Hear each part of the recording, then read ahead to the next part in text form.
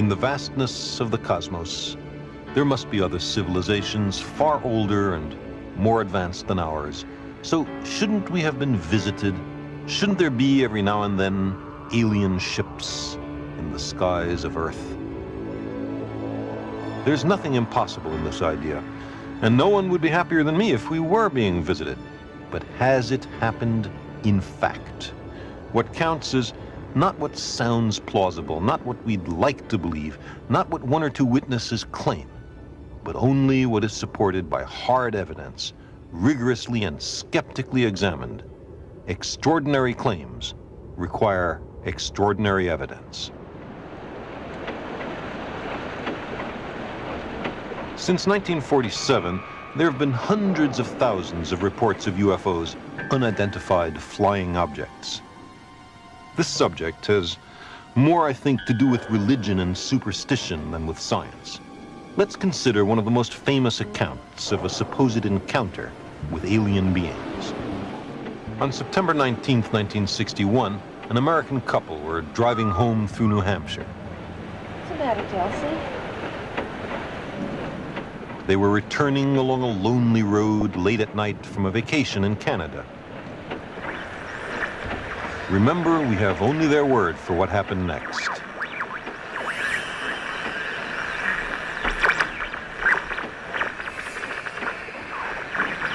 can't get anything to the stomach. You still don't believe it, do you?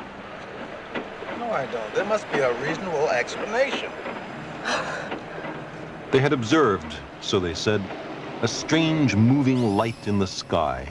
By definition, an unidentified flying object. It seemed to follow them for miles. What's the matter with that dog? What's that sound? I don't know. After a time, the lighting patterns on the UFO changed. It appeared to land.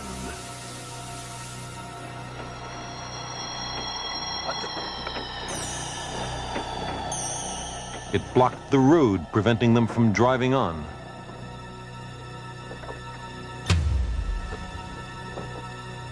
They said they saw mouthless creatures approaching who were not exactly human. Barney? Barney? Barney, what is that? At this point, the story becomes still stranger. They lost all recollection of what happened in the next few hours. But weeks later, they said, they recalled some details and discussed the experience with others. 26 months later, under hypnosis, they reported that a UFO had landed and that the crew had emerged.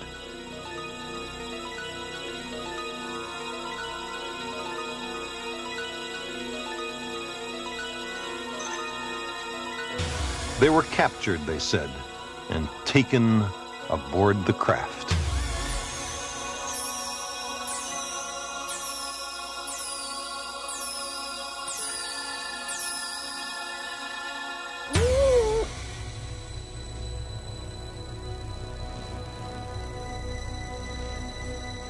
That was the story told by Betty and Barney Hill. Virtually all scientists who've studied it are skeptical. But UFO enthusiasts think the Hill case is a classic example of a close encounter of the third kind. Why? What makes it so special? While on board, Betty had noticed a book written in an unknown hieroglyphic writing. She was also shown a strange window through which she could see a glowing pattern of dots connected with lines.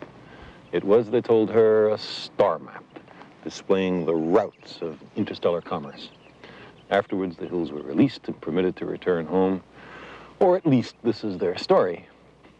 Now, believers find this account compelling, or at least plausible, chiefly because of the alleged star map.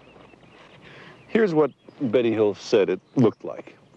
Now, why would anybody take this seriously? Because here is a real map widely publicized by UFO enthusiasts, of 15 selected nearby stars, including the sun, as seen from one particular vantage point in space. This map includes stars that were first cataloged several years after Betty Hill recalled what she says she saw in the alien ship.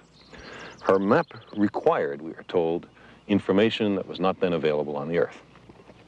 There is a resemblance between the two maps, but that's mainly because the lines corresponding to navigation routes have been copied from the Hill map onto the real star map. If we were to substitute some other set of lines for the Hill lines, we find that the eye suddenly is biased against seeing any agreement between the two maps at all. To make an objective test, however, let's remove the lines altogether. And then there's very little resemblance left. But these particular stars are selected from a large catalog of star positions. Our vantage point in space is also selected to make the best possible fit with the Hill map. If you can pick and choose from a large number of stars, viewed from any vantage point in space you want, you can always find something resembling the pattern you're looking for. I'm surprised that nobody could find a better fit to the Hill map. The Hills' own psychiatrist described their story as a kind of dream. There's no corroborating evidence. The star map argument is worthless. And yet, this is one of the best attested cases of UFO close encounters. For all I know, we may be visited by a different extraterrestrial civilization every second Tuesday. But there's no support for this appealing idea. The extraordinary claims are not supported by extraordinary evidence. There are curious daylight photos of UFOs. Some look suspiciously like hats or hubcaps thrown into the air. Photos can be faked.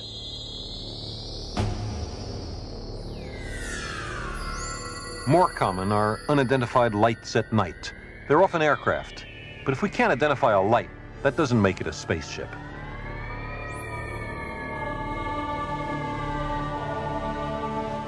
Here's a movie of what you might think is a UFO. Actually, it's a piece of an asteroid burning up as it enters the Earth's atmosphere.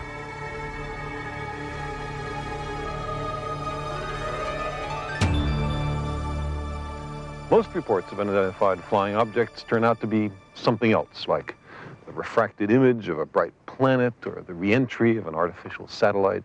Some are psychological aberrations, some are hoaxes. Never is there any compelling physical evidence, a detailed close-up photograph of a strange spacecraft or a small device of extraterrestrial manufacture, or a book written in alien hieroglyphics. Never. There are reports of such things, but never the things themselves.